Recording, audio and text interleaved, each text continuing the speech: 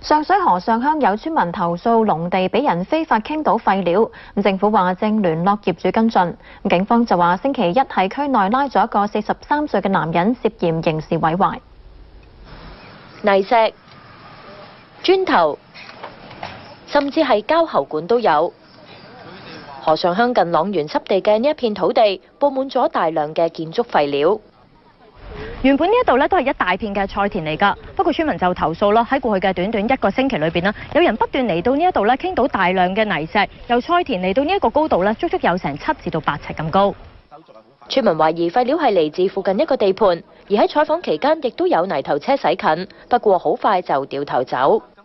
佢每一日咧嗰啲泥車咧，切出咁轉，好似啲羅湖嗰啲火車班次咁密㗎，係冇停㗎。喺呢個位置啊，停到20-30部車喺度等㗎，等你環保署啲人一行開咧，佢就一窩蜂咁倒晒落去地下度就走㗎啦。而佢媽媽就話：眼見所有嘅瓜菜被廢料淹埋，都覺得心痛。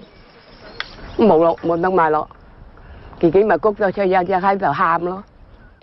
侯先生一家聲稱，過去50年一直都喺呢一度耕種，業主多年前已經移居內地。規劃處話，有關土地一直都係劃作農業用途，業主有責任確保冇違例發展。而環保署就聯絡緊業主，如果證實有人違例傾倒廢料，就會提出檢控。無線電視記者譚美琪報道。